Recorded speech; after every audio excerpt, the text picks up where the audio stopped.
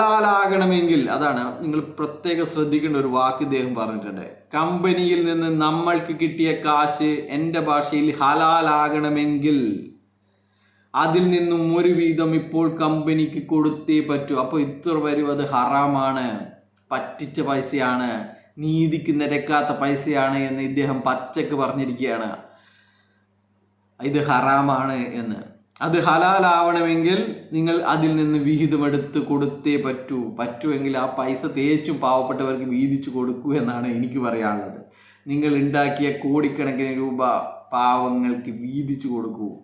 എത്ര പാവങ്ങളാണ് നിങ്ങൾ വീണ്ടും വീണ്ടും പറഞ്ഞു പറ്റിച്ചുകൊണ്ടിരിക്കുന്നത്. അവർക്കൊക്കെ നിങ്ങളുടെ വിഹിതമെടുത്ത് കൊടുക്കൂ എന്ന് തന്നെയാണ് ഇദ്ദേഹം പറയുന്നത്.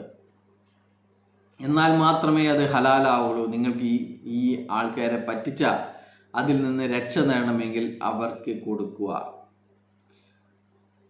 ഒരുപാട് ആളുകൾ ഈ കമ്പനിയിൽ പാർട്ടിസിപ്പേറ്റ് ചെയ്തിട്ടുണ്ട്. അവരുടെ കാശ് കിട്ടണമെങ്കിൽ നമ്മൾ കേസ് ജയിക്കണം. അത് ശരിയാ, അങ്ങനെയുണ്ടോ? ഇവർ പറഞ്ഞ ആർക്കും പൈസ നഷ്ടപ്പെട്ടിട്ടില്ല എന്നല്ല പറഞ്ഞത്, എല്ലാവർക്കും പൈസ അധികമാണ് കിട്ടിയിരിക്കുന്നത്, ആർക്കും പ്രയാസമില്ല എന്നൊക്കെയാണ് പറഞ്ഞത്. ഇപ്പം പറയുന്നത് നമ്മൾ കേസ് ജയിക്കണം, അല്ലെങ്കിൽ അവരൊക്കെ കഷ്ടപ്പാടെന്നാണ് പറയുന്നത്. ആ കേസ് ജയിക്കണമെങ്കിൽ കമ്പനിക്ക് കാശ് വേണം. അതുകൊണ്ട് തന്നെ കമ്പനിയിൽ ഇപ്പോൾ സഹായിക്കേണ്ട ഉത്തരവാദിത്തം നമ്മുടേതാണ്. കമ്പനി നമ്മുടേതല്ലല്ലോ, പിന്നെ എങ്ങനെയാണ് നമുക്കത് ഉത്തരവാദിത്തം ഉണ്ടാകുക? കമ്പനി മാനേജ്മെൻ്റ് അല്ലേ അതിൻ്റെയൊക്കെ കാര്യങ്ങളൊക്കെ നോക്കേണ്ടത്.